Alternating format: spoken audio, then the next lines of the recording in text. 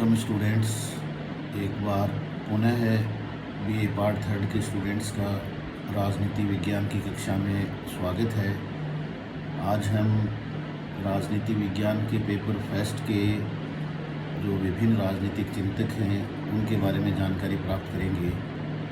जो paper fest है आपका वह पाश्चात्य प्रतिनिधि राजनीतिक चिंतन का है, जिसमें वेस्टर्न पॉलिटिकल फ़िलॉसफी के बारे में आपको अध्ययन करवाया जाएगा। इसके जो पाठ्यक्रम है उसका डिटेल्स आप लोगों को व्हाट्सएप ग्रुप पे शेयर कर दी गई हैं। फिर भी अगर आप चाहें तो एक बार मैं दोहरा दूंगा कि यूनिट ए जो है उसमें प्लेटो, अरस्तु और थॉमस एक्विनास, इन तीनों राजनीतिक दार्शनिकों के चिंतन के बारे में हम अध्ययन करेंगे। स्टूडेंट्स, जो राजनीतिक दर्शन का पेपर है यह प्रत्येक राजनीतिक विचारक के एक यूनिक दर्शन के साथ जुड़ा हुआ है। इसके जब हम आरंभ की बात करते हैं कि पाश्चात्य राजनीतिक चिंतन का आरंभ प्लेटो से ही क्यों होता है, या प्लेटो को ही प्रथम पाश्चात्य राजनीतिक दार्शनिक माना जाता है। जैसा कि हम सभी लोग जानते हैं कि प्राचीन समय में जो यूनान है वह ज्ञान का केंद्र रहा है। जैसे जैसे विकास होता गया है ज्ञान के केंद्र में भी परिवर्तन होता गया है। प्राचीन समय में जो यूनान है यह राजनीति के प्रयोगों की प्रयोगशाला के रूप में माना जाता था। इसके साथ साथ यूनान में जो राजनीतिक चिंतन है वह एक उच्च स्तर का उसको दर्जा प्राप्त था। वहाँ के जो राजनीतिक दार्शनिक थे उन्होंने चिंतन के बारे में सोचना, मनन करना आरंभ कर दिया गया था। इस संबंध में आप लोगों को ये बताना चाहूँगा कि भारतीय राजनीतिक दर्शन भी अति प्राचीन है, लेकिन भारतीय राजनीतिक दर्शन जो है इसका झुकाव धर्म की तरफ ज़्यादा रहा है, मान्यताओं की तरफ ज़्यादा रहा है, जो हमारे विश्वास हैं उसकी तरफ ज़्यादा रहा है। जबकि जो यूनान का राजनीतिक दर्शन है यह जो उसमें फैक्ट्स में जो है उसमें उसके आधार पर चिंतन प्रस्तुत किया है। इसके साथ साथ प्लेटो को प्रथम राजनीतिक दार्शनिक जब हम कहते हैं तो इसका अर्थ ये बिल्कुल नहीं है कि प्लेटो से पहले यूनान में राजनीतिक दर्शन का विकास नहीं हुआ था। अगर हम देखें कि प्लेटो के गुरु सुकरात महान यूनानी राजनीतिक दार्शनिक के रूप में जाना जाता है और महान सुकरात तक उसे हम कहते हैं। लेकिन जो सुकरात है उसके विचार हैं वे हमें आम जनता है उसके साथ एक संवाद के रूप में, इंटरेक्शन के रूप में, एक वाक्पटुता भाषण के रूप में हमें दिखाई देते हैं। वो कहीं पर भी एक जो है विस्तृत रूप से लिखे हुए या एक उस शैली में नहीं है जिसे कि हम प्रस्तुत कर सकें या जिसको लिखित रूप में उसने प्रस्तुत किया हो। सुकरात जो है उसके सत्यता के साथ, व्यवहारिकता के साथ, शासन की आलोचना में बहुत ही जो विचार उसने अच्छे प्रकट किए हैं। लेकिन उसके पश्चात जो सुकरात का शिष्य है प्लेटो में, जैसा कि मैक्सी ने कहा है, प्लेटो में सुकरात पुनः जीवित हो गया है। इसलिए पाश्चात्य राजनीति दर्शन का आरंभ हम प्लेटो से इसलिए मान रहे हैं कि प्लेटो ने एक जो शैली में अपने चिंतन जो किया है वह लिखित रूप में किया है, उसके प्रमाण हमें प्राप्त हैं और उसमें निरंतरता है जो विचार दर्शन प्रकट करने की। इसलिए जो प्लेटो के राजनीतिक दर्शन है इसका हम प्रथम अध्याय के रूप में अध्ययन करेंगे। और जैसे जैसे आपको मैंने बताया कि विकास होता गया सभ्यताओं का, वैसे वैसे ज्ञान के केंद्र में भी परिवर्तन होता गया है। पहले यूनान अत्यधिक समृद्ध था, वहाँ पर जो दर्शन था उसका विश्व के कोने कोने से विद्यार्थी पढ़ने आते थे। और वह ज्ञान का केंद्र बन गया था।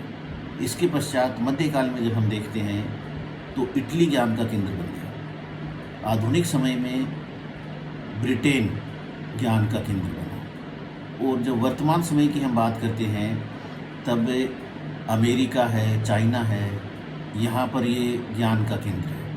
यह राजनीति दर्शन का विकास इन देशों में हो रहा है। इसलिए राजनीति विज्ञान के अध्ययन में या राजनीति दर्शन के अध्ययन में यूनानी राजनीतिक दार्शनिकों का महत्वपूर्ण स्थान है। यूनानी राजनीतिक दार्शनिकों में आप प्लेटो को लें, अरस्तु को लें, यहाँ तक कि राजनीति विज्ञान का आरंभ भी यूनान से ही माना गया है।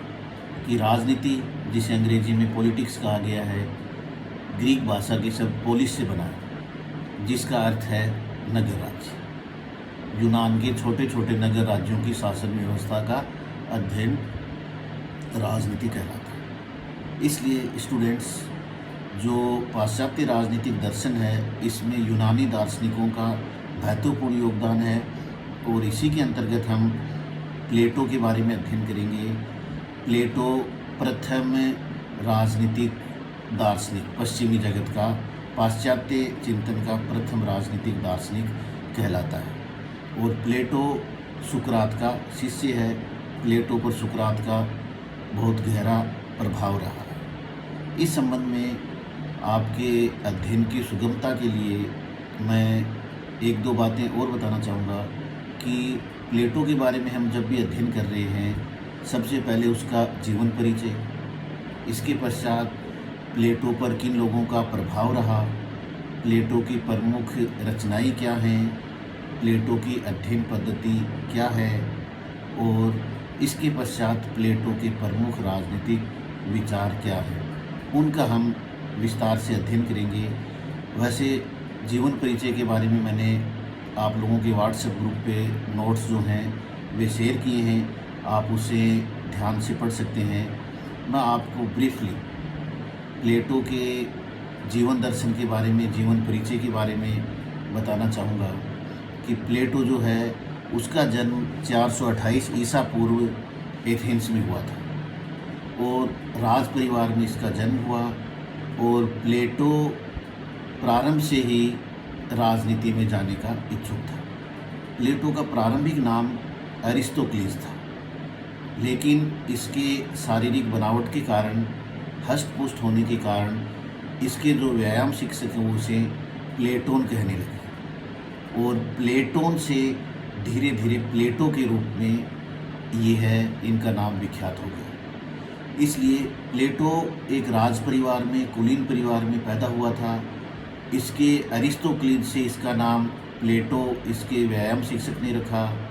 इसके पश्चात प्लेटो को अध्ययन करने के लिए सुकरात के पास भेज दिया गया। प्लेटो सुकरात की तरफ बहुत आकर्षित हुआ, क्योंकि जैसा मैंने आपको पहले बताया है कि सुकरात का जो अभिव्यक्ति थी वह तार्किक थी, वाक्पटुता के साथ थी, विद्वता के साथ थी, और किसी भी प्रकार से किसी के साथ उलझन वाली नहीं थी। इसलिए प्लेटो सुकरात की तरफ आकर्षित हुआ। प्लेटो ने सुकरात को अपना गुरु बनाया। और लेकिन जब प्लेटो ने अपने जीवन में देखा कि सुकरात को जो डेमोक्रेटिक, लोकतांत्रिक जो सरकार थी एथेंस की, उसके द्वारा विष पान पिला दिया गया, तब प्लेटो का राजनीति से वो भंग हो गया और यह दर्शन की खोज में निकल पड़ा। और इस दर्शन की खोज में ये लगभग 12 साल तक भटकता रहा। 12 साल में ऐसा माना जाता है कि यह भारत में भी गंगा किनारे तक आया, क्योंकि उसके जो विचार हैं बाद में जब हम देखते हैं उन विचारों पर भारतीय दर्शन का काफ़ी प्रभाव रहा है। प्लेटो के जीवन काल में एथेंस में अनेक घटनाएं घटित हुई। एथेंस का पड़ोसी राज्य जो था स्पार्टा के साथ निरंतर 30 वर्ष तक युद्ध चला, और उस युद्ध में स्पार्टा से एथेंस पराजित हो गया, जिसे हम पेलोपेनीसिया का युद्ध के नाम से जानते हैं। इसके पश्चात वहाँ पर राजा के खिलाफ विद्रोह हो गया। रूल ऑफ 30 आताइयों का शासन स्थापित हो गया। इसके पश्चात इसने अपने गुरु सुकरात को विष का प्याला पीते देखा। तब इसने निश्चय कर लिया था कि वह राजनीति में न जाकर दर्शन का अध्ययन करेगा और राजनीति में जितनी भी बुराइयां हैं उन्हें समाप्त करने का प्रयास करेगा। इसलिए प्लेटो के बारे में हम जितना अधिक जानते हैं, जानकारी रखना चाहते हैं, उतना ही वह दर्शन की तरफ उन्मुख होता चला जाता है। प्लेटो के जीवन पर यूनान की इन घटनाओं का गहरा प्रभाव रहा और इस प्रभाव के कारण वह एक आदर्श राज्य की स्थापना के लिए प्रयासरत हो गया। प्लेटो का जो नाम है वह आदर्श राज्य के साथ जुड़ा हुआ है, आइडियल स्टेट, और उसकी स्थापना के लिए इसने अपने जीवन काल में प्रयास किए, लेकिन ये उन प्रयासों में सफल नहीं हुआ। फिर भी हम कहेंगे कि प्लेटो आदर्श राज्य की स्थापना करना चाहता था। प्लेटो ने इतने वर्षों तक विदेशों में घूमकर वापस यूनान आया, एथेंस आया, और एथेंस में आकर इसने 388 ईसा पूर्व में एक एकेडमी की स्थापना की, विश्व प्रसिद्ध एकेडमी, जिसे पश्चिमी जगत का प्रथम विश्वविद्यालय माना जाता है, और उसके द्वार पर अंकित करवा दिया कि let no man enter here without knowledge of geometry, कि ज्योमेट्री के अध्ययन के बिना यहाँ कोई, ज्ञान के बिना यहाँ कोई आदमी प्रवेश ना करे। इसलिए ज्ञान का केंद्र इसकी एकेडमी जो है वह बन गई। और उसके पश्चात इसने जीवन के जो बाकी वर्ष हैं अपनी एकेडमी में की बिताए। अपने इस काल में, जीवन में, इसने अनेक कठिनाइयाँ देखी कि पड़ोसी राज्य जो सिसिली था, वहाँ के राजा सिराक्यूज, उन्होंने आदर्श राज्य की स्थापना के लिए आमंत्रित किया प्लेटो को, लेकिन प्लेटो वहाँ आदर्श राज्य की स्थापना नहीं कर पाया और राजा डियोन ने इसे वहाँ एक दास के रूप में भेज दिया। और दास के रूप में स्पार्टा के ही किसी व्यापारी ने इसे खरीद लिया। और जब प्लेटो के मित्रों को इसके बारे में जानकारी हुई, वे पैसे इकट्ठा करके लेके गए प्लेटो कुछ दासत्व से मुक्ति के लिए। लेकिन जैसे ही उसको मालिक को पता लगा कि प्लेटो जो है ये है एक राजनीतिक दार्शनिक है, इसलिए उसने बिना पैसे लिए उसे दासत्व से मुक्त कर दिया और उन्हीं पैसों से आकर विश्व प्रसिद्ध एकेडमी की स्थापना कर दी गई। इसके पश्चात प्लेटो ने अपने जीवन काल में अनेकों ग्रंथों की रचना की। इन ग्रंथों की रचना में रिपब्लिक, स्टेट्समैन, लॉज आदि प्रमुख ग्रंथ हैं, जिसमें रिपब्लिक इसके प्रारंभिक जीवन का ग्रंथ है, जिसमें इसने शिक्षा का, न्याय का, साम्यवाद का इनका वर्णन किया है। और उसके पश्चात इसने अपने जीवन के अंतिम समय में ग्रंथ लॉज की रचना की। लॉज में प्लेटो ने कानून की लाठी का सहारा लिया है। जहाँ रिपब्लिक में आदर्श राज्य की स्थापना करना चाहता है, अपने ग्रंथ लॉज के द्वारा यह उप आदर्श राज्य की स्थापना करना चाहता है। प्लेटो ने अपने गुरु से, सुकरात से अनेकों चीज़ें ग्रहण की।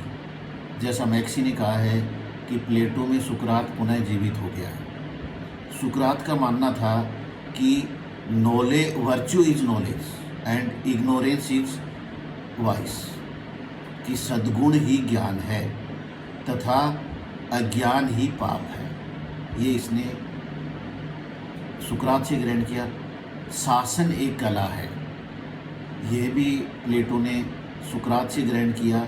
इसलिए हम मानते हैं कि आज के समय में जो डेमोक्रेसी है, लोकतंत्र, उसमें जो बुराइयां आ रही हैं वह अज्ञानता के कारण आ रही हैं। प्लेटो ने इन चीज़ों को बहुत पहले ही समझ लिया था और उसके आधार पर इसने अपने ग्रंथ की रचना की। प्लेटो अपने आदर्श राज्य की स्थापना करना चाहता है। इसलिए प्लेटो की रिपब्लिक में हम इसके आदर्श राज्य के बारे में अध्ययन करेंगे और जो विभिन्न इसकी रचनाएं हैं, विचार हैं, उनके बारे में हम जानेंगे। जहाँ तक प्लेटो की अध्ययन पद्धति का संबंध है, प्लेटो ने दार्शनिक अध्ययन पद्धति, ऐतिहासिक अध्ययन पद्धति और इसके साथ साथ डिडक्टिव मेथड, निगमनात्मक अध्ययन पद्धति को अपनाया है। और निगमनात्मक अध्ययन पद्धति में एक आदर्श को स्थापित कर लिया जाता है और उसकी तरफ बाकी अन्य राज्य हैं उन्हें आने के लिए कहा जाता है कि फ्रॉम वन टू मैनी, इसका अध्ययन कर दिया गया है। आदर्श राज्य की तरफ अन्य राज्यों को उन्मुख होना है। इसलिए स्टूडेंट्स, आप लोग प्लेटो का जो जीवन परिचय है उसके नोट्स अपने जो व्हाट्सएप ग्रुप पे शेयर किए हैं, एक बार उन्हें दोहरा लें। जीवन परिचय, प्रमुख रचनाएं, अध्ययन पद्धति और आगे का जो अपना व्याख्यान है उसमें हम प्लेटो के जो न्याय सिद्धांत है उससे आरंभ करेंगे। Okay, all the best, thank you.